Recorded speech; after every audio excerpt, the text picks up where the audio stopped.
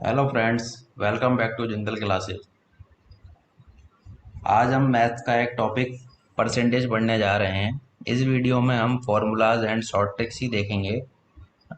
इस वीडियो में क्वेश्चन नहीं रहेंगे। आपको वैसे परसेंटेज के बारे में तो नॉलेज है ही है, आप बचपन से देखते आ रहे हो। तो कुछ शॉर्ट ट्रिक्स मैं लेके आया हूँ आपके सामने।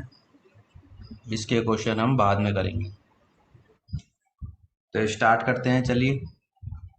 सबसे पहली चीज है कि परसेंटेज चेंज का फॉर्मूला क्या है। Actual change divide by original value multiply by 100।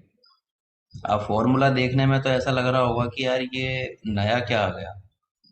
नया कुछ नहीं है। परसेंटेज का आपको पता है ही है कि 1/100 होता ही है। ठीक है, ये बताने की जरूरत ही नहीं है। इसमें क्या होता है कि जो वैल्यू आपकी बड़ी है एक्चुअल में या घटी है, उसको हम पहले लेते हैं। ठीक है। और फिर जो ओरिजिनल वैल्यू, जो उसकी पुरानी वैल्यू है यानी ओल्ड वैल्यू जिसको कह सकते हैं, उसको लेते हैं, मल्टीप्लाई कर देते हैं 100 से। तो ये परसेंट चेंज निकल के आ जाता है। इसको समझने के लिए हम एग्जाम्पल देखते हैं कि किसी उत्पाद की कीमत 100 रुपये से बढ़कर 120 हो जाती है, तो उसमें परसेंटेज चेंज क्या होगा। ठीक है। अब यहाँ पर आपको सीधा सीधा दिख रहा है कि 100 से 120 रुपये हुई है, तो 20 रुपये बढ़ी है। 20 रुपये बढ़ी है ना, तो इसी को ही एक्चुअल चेंज कहते हैं। ठीक है। यानी कि वास्तविकता में कितने रुपए बढ़े हैं। ठीक है। तो ये 20 रुपये बढ़े हैं यहाँ पर। परसेंट चेंज कैसे निकालेंगे कि कितने रुपए बढ़े हैं। 20 रुपये divide by original value. Original value का मतलब होता है ओल्ड वैल्यू, मतलब कि पुरानी कीमत कितनी है। ये तो भाई न्यू होगी ना, तो ये ओरिजिनल नहीं रही अब। तो 100, इसको मल्टीप्लाई कर देंगे हम 100 से, तो हमारा परसेंट चेंज निकल कर आ जाएगा। तो इसको हम लैंग्वेज में कैसे बोलेंगे कि 20% इसकी वैल्यू बढ़ गई। किसी भी उत्पाद की जो होगा, अगर उसकी 100 से 120 रुपये हो जाती है, तो परसेंट की लैंग्वेज में कैसे बोलेंगे हम कि इस उत्पाद की कीमत 20% बढ़ गई। बोलते हैं ना हम जनरली आम भाषा में कि इसकी यार आज 10% कीमत बढ़ गई इस शेयर की, आज इसकी 5% कीमत बढ़ गई है। तो बस ये वही है, निकालते हम ऐसे हैं एक्चुअल चेंज से कि कितने रुपए बढ़े हैं, पुराना कितना था, नया कितना हो गया है। सारी यही बेसिक है। ठीक है। और मेरा फोकस यही रहेगा कि आपको बेसिक अच्छे से अच्छा सिखाऊं। ठीक है।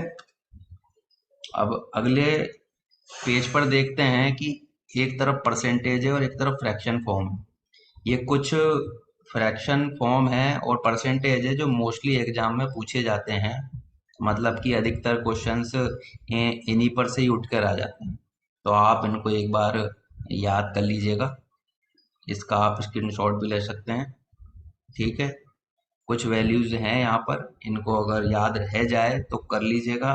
बाकी ऐसे कोई ज़बरदस्ती नहीं है, क्योंकि इनको याद करने से आपको सिंप्लीफिकेशन में हेल्प मिलेगी। ठीक है। जो बैंकिंग में क्या है, टाइम कम रहता है बैंकिंग वाले एग्जाम्स में, और इसको आपको प्रॉफिट एंड लॉस में भी प्रॉफिट मिलेगा इस पेज से। ठीक है। एंड रेशियो एंड प्रोपोर्शन में भी आपको फायदा मिलेगा। ठीक।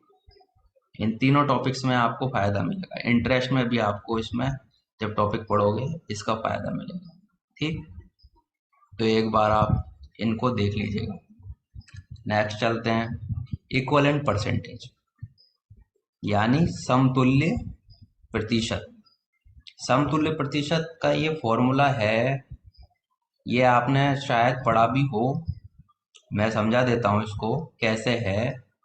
ये फॉर्मूला जब काम आता है जब आपको दो सक्सेसिव परसेंटेज दे रखी हो, यानी कि लगातार वृद्धि दे रखी हो कि एक बार x% बढ़ाया, फिर दोबारा y% बढ़ाया, तब ये फॉर्मूला काम आएगा। और दो ही परसेंटेज पर ही काम आएगा। मतलब कि इन दोनों परसेंटेज की मिली जुली इनके ही समतुल्य एक परसेंटेज और निकल के आ जाएगी हमारे यहाँ। कई बार क्वेश्चन ऐसे पूछ लेता है, जैसे नीचे एग्जांपल दे रखा है कि इसका समतुल्य या इक्वलेंट परसेंटेज निकालो, या कोई संख्या दे देगा कि जैसे मान लो 100 दे दी, 100 को 10% बढ़ा दिया, फिर 20% बढ़ा दिया, तो फाइनल वैल्यू पूछ लेता है कि फाइनल वैल्यू क्या होगी। लेकिन इस फॉर्मूले से हम ओनली इक्वलेंट परसेंटेज निकाल रहे हैं, यानी समतुल्य परसेंट निकाल रहे हैं। ठीक है, तो कैसे निकालेंगे, देखो एग्जाम्पल के थ्रू समझते हैं कि एक संख्या में 10% की वृद्धि की जाती है और उसमें 20% की फिर दोबारा वृद्धि की जाती है। तो फॉर्मूले में रखो 10 प्लस 20 प्लस 10 इंटू 20 अपॉन 100, ये तो हो गया 30 और ये हो गया आपका 2, ये आ गया आपका 32। यानी इन दोनों की 10 की और 20 की दोनों की मिली जुली परसेंटेज क्या है, 32। तो आप अगर किसी की भी वैल्यू अगर निकालोगे, जैसे कि मान लो ए है, ए की 32% निकालोगे, ठीक है, और ए में जोड़ोगे बाद में, तो वही आंसर आएगा जब एक बार ए का 10% निकाल के जोड़ोगे, फिर उसका भी 20% निकाल कर जोड़ोगे। तो दो स्टेप हमारी एक स्टेप में कन्वर्ट हो गई। ठीक है, इस फॉर्मूले से मैंने यहाँ बिल्कुल बेसिक फॉर्मूलेज लिए हैं, ज़्यादा फॉर्मूले और शॉर्ट ट्रिक के चक्करों में कभी मत पड़ना। हाँ, शॉर्ट ट्रिक कई जगह काम आती हैं, बहुत यूज़फुल रहती हैं, मानता हूँ, बट हमें हमेशा बेसिक को ही प्रीफर करो, कभी गलती नहीं होगी, बेसिक कभी नहीं भूलना है। आप सोचो कि डायरेक्ट शॉर्ट ट्रिक याद करके चला जाता हूँ एग्जाम में, तो आप कोई भी क्वेश्चन को सही से अटेम्प्ट नहीं कर पाओगे। इतने कंफ्यूज हो जाओगे, इतने कंफ्यूज कि यार इसमें कौन सी लगाऊं, क्यों, एग्जाम में जरूरी थोड़ी है इसी तरह से लैंग्वेज देगा वो, किसी भी तरीके से घुमा सकता है वो क्वेश्चन को। इसलिए आप यहाँ पर अभी तो इतना सा नोट डाउन कीजिए कि जब दो परसेंटेज दे रखी हो तो सक्सेसिव, याद रखना सक्सेसिव यानी लगातार वृद्धि होगी। देखो यहाँ पर भी लैंग्वेज में देखो, और फिर उसमें 20% की वृद्धि की जाती है, तो ये दो के लिए। अब ऐसा ही सेम फॉर्मूला डिक्रीज के लिए है। जब एक इंक्रीज हो रही हो और एक डिक्रीज हो रही हो, तो डिक्रीज के लिए माइनस लगा दो, यानी हमने y को कैसे लिख लिया, माइनस वाई, यहाँ भी माइनस वाई लिखा तो ये माइनस इधर आ गया। ठीक है, सेम है, प्रोसेस सारा सेम है। ठीक है, तो अगर दोनों डिक्रीज हो रही हो तो दोनों को माइनस कर दो। एग्जाम्पल के थ्रू समझना चाहते हो तो इसके थ्रू समझ लो। अगर हम 10% की वृद्धि और 10% की कमी की जाती है, तो इस फॉर्मूले में रख के देखो, 10 माइनस 10, 10 इंटू 10 डिवाइड बाई 100, 10 में से 10 तो ये हो गया 0, इधर हो गया -1, यानी -1 हमारा इसका समतुल्य परसेंटेज निकल के आई। अब आप बोलोगे सर ये -1 समझ में नहीं आ रहा कुछ। -1 ऐसा है ना, माइनस और प्लस का परसेंटेज में साइन हमेशा इंक्रीज और डिक्रीज को ही दिखाएगा। यानी मान लो किसी की कीमत 100 रुपये है, अब इसका 1% निकालो, कितना होगा, 1 रुपये। ठीक है, तो 100 में से जब, अब -1 है इसलिए 100 में से एक घटा दो, तो कितना आएगा, 99। यानी फाइनल आंसर क्या आया हमारा, 99 रुपीज। अगर मान लो यहाँ वो ए का वेतन दे देता 100 रुपये, है ना, और फिर पूछता कि अब वेतन कितना हो जाएगा उसका, तो उसका वेतन कितना हो जाएगा, 99 रुपीज हो जाएगा। 10% की वृद्धि कर दी, फिर दोबारा 10% घटा दिया, तो उसका फाइनल वेतन कितना मिलेगा उसको हाथ में, 99 रुपीज मिलेगा। बात समझ में आ रही है ना, है कुछ भी नहीं, सीधा सीधा बेसिक है। अगर आप सीधा सीधा बेसिक भी करोगे, कैसे कि 100 का 10% निकालोगे, ठीक है, 10 रुपये जोड़ दोगे 100 में तो 110 हो गया। अब इसका 10% निकालोगे दोबारा, कितना आएगा, 11 रुपये। अब 110 में से 11 घटा दो, कितना आएगा, 99। है वही बेसिक, बेसिक सी हैं सारे, बस ये फॉर्मूला डिराइव कर दिया है हमने इन्हीं से ही तोड़ मरोड़ के, जिससे कि हमारा काम इजी हो जाए। ठीक है, चलो नेक्स्ट देखते हैं।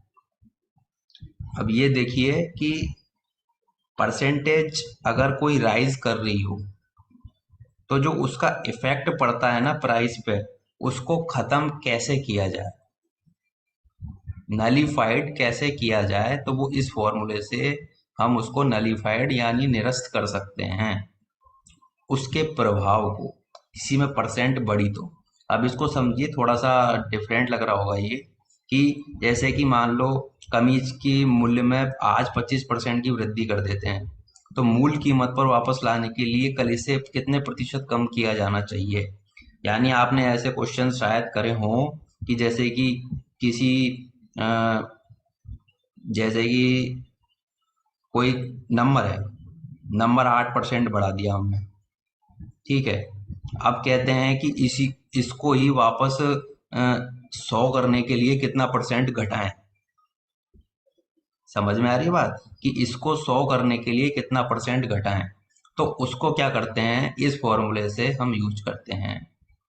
अब इसका बेसिक देखना चाहोगे, देखो कमीज के मूल्य में 25% की वृद्धि की जाती है, कमीज का मूल्य नहीं दे रखा तो 100 मान लो, 25% बढ़ाने के बाद क्या हो गया, 125, 100 का 25% 25 रुपये, ठीक, प्लस 100 कर देंगे यानी 125 रुपये।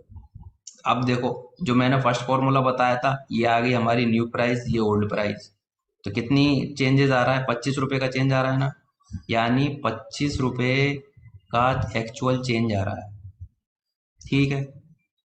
तो इसको क्या करेंगे, आपको वो यूनिटरी मेथड है जो एकाकी, वो पता होगा कि कैसे, कि 125 रुपये जब चेंज आ रहा है, तो वो 125 रुपये जब वैल्यू हो रही है तो चेंज कितने का है, 25 रुपये का। अगर 1 रुपये होती कीमत तो चेंज कितने का होता, 25/125, ठीक। अब हमें तो 100 पे निकालनी है ना, ओरिजिनल वैल्यू निकालनी है हमें, तो ओरिजिनल पे लाना है कि वापस इसी की मूल कीमत पर लाने के लिए, तो 100 पर निकालेंगे। 100 पर क्या हो जाएगा, 25/125 मल्टीप्लाई बाई 100, ठीक है, ये कट गया 5 बार, ये कट गया 20 बार, ठीक, तो 20%, यानी इसकी जो वृद्धि हुई है उसमें 20% की आप कमी कर दो तो मूल कीमत आ जाएगी हमारी दोबारा। ऐसे ही इस नंबर वाले क्वेश्चंस में करते हैं, नंबर वाले क्वेश्चन ज्यादा आते हैं एग्जाम में, ये इसको इतना बढ़ा दिया तो वापस इसमें करने के लिए कितना कम करेंगे। तो ये चीज समझ में आई, तो इसी पूरी चीज को इस एक फॉर्मूले में कन्वर्ट कर दिया मैंने। यहाँ वही शॉर्ट ट्रिक या वही फॉर्मूले लिए हैं जो वाकई में ही आपके यूजफुल होंगे। फालतू फॉर्मूले शॉर्ट ट्रिक्स के चक्कर में पड़ोगे तो कितने सारे हो जाएंगे ना, क्योंकि एक ही टॉपिक में कम से कम 10 से 15 तरह के सवाल होते हैं, ठीक है, 10 से 15 तरह की ट्रिक्स हो गई, ठीक है। अब एक हमारे पास कितने टॉपिक हैं, 20 से 25 टॉपिक हैं, तो कितने हो जाएंगे, कम से कम 250 से 300 ट्रिक्स हो जाएंगी, फॉर्मूलेज हो जाएंगी।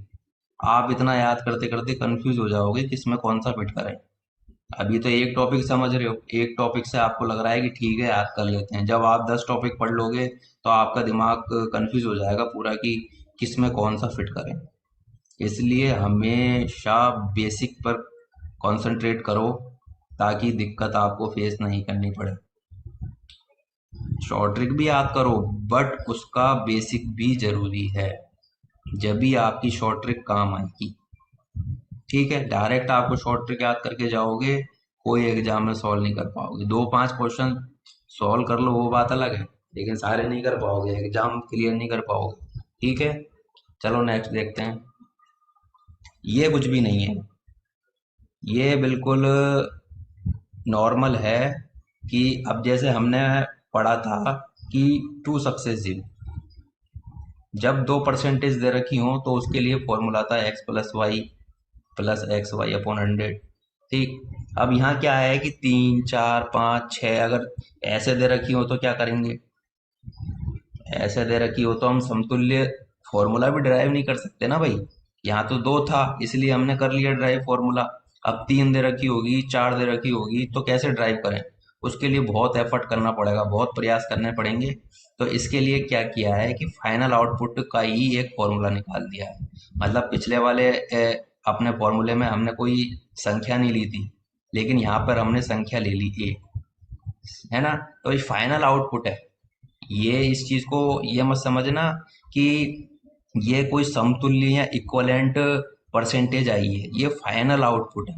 मतलब कोई संख्या दे रखी होगी तो उसकी वैल्यू क्या आएगी एंड में, वो उस चीज का फॉर्मूला आएगी। ठीक है। ये प्लस और माइनस का मैंने आपको पहले ही बता दिया। प्लस इंक्रीमेंट के लिए, माइनस अपना डिक्रीमेंट के लिए, यानी कोई डिक्रीज या घट रही है तो वो माइनस आ जाएगा। ठीक है। क्या है ये फॉर्मूला, जो अपनी ओरिजिनल क्वांटिटी ले लेंगे। ठीक है। वन प्लस जो परसेंटेज पहली है वो, और अपॉन 100। ये चीज क्या है, आपको जब इंटरेस्ट वगैरह के क्वेश्चंस आप पढ़ लोगे तब बहुत इजी लगेगा। कैसे? इंटरेस्ट में क्या करते हैं हम, प्रॉफिट और लॉस में, जैसे कि मान लो 10% इंक्रीमेंट होता है, जैसे कि जनसंख्या के क्वेश्चंस आते हैं, जो जनसंख्या में 10% का इंक्रीमेंट होता है पहले ईयर, दूसरे ईयर होता है 20% का, तीसरे ईयर 30% का। तो वो पूछता है कि तीसरे ईयर के एंड में कितनी जनसंख्या होगी। तो क्या करते हैं हम, x इंटू 110/100 इंटू 120/100 इंटू 130/100। समझे कुछ? मतलब है, जो चीज है वो बेसिक ही है। देखो, यहाँ पर हमने परसेंटेज रखी, मान लो a के बराबर 10 रख दी। ठीक है। अब देखो, इसको जब सोल्व करोगे इस ब्रैकेट को, 100 एकम 100, 100 प्लस 10, 110/100। हमने क्या लिखा है, 110/100। तो ये चीज आप डायरेक्ट करना सीख जाओगे जब कुछ क्वेश्चंस निकालोगे ना, तो डायरेक्ट आप ये चीज, ये वाली स्टेप करोगे फिर। और यही सबसे शॉर्ट ट्रिक है, डायरेक्ट इस स्टेप पे पहुंचना है आपको। ये फॉर्मूले में ऐसे नहीं रखना है कि यहाँ 10 रखते फिर रहे हो, फिर यहाँ 20, फिर ये फॉर्मूला लिख रहे हो पहले, तो फिर इसको सॉल्व करने बैठ रहे हो। डायरेक्ट करो। 32 दे रखा है तो 132 कर दो, मतलब 100 जोड़ दो और नीचे 100 से डिवाइड कर दो, बस खत्म। और जो हमारी संख्या है पुरानी, उसको आप मल्टीप्लाई कर दो, खत्म बस। सारा बेसिक चीज है। इसमें आप अगर एक एक करके भी निकालोगे तो भी आ जाएगा। जैसे कि कोई संख्या है 100, अब उसमें 10, 20 और 30 की वृद्धि हो रही है, तो पहले 10% का निकालो, तो ये आ जाएगा 110। फिर 110 का 20% निकालो, ये आ जाएगा 22 रुपये। 110 में 22 जोड़ोगे तो 231, 132। फिर 132 का 30% निकालो। सेम चीज है, सारी चल वही रही है। यहाँ 10/100 करा है, फिर हमने 100 में जोड़ा है, यहाँ भी वही हो रहा है। 100 जुड़ रहा है और 10/100 भी हो रहा है, इस ब्रैकेट में। समझ रहे हो आप? इस ब्रैकेट में 10/100 भी हो रहा है और 100 जुड़ भी रहा है। ठीक है। तो फॉर्मूलेस क्या है, थोड़ा बेसिक से अगर रिलेट करके चलोगे ना, तो समझने में इजी होगा और क्वेश्चन आपका जल्दी सॉल्व होगा। ठीक है। तो ये कुछ फॉर्मूले ट्रिक्स थे छोटे मोटे जो मैंने बता दिए, बाकी परसेंटेज में ऐसे कोई खास फॉर्मूले नहीं है। जब हम क्वेश्चन देखेंगे अलग अलग तरीके के, तब थोड़ा और समझ में आएगा। ठीक है। आज के लिए इतना ही। Thank you.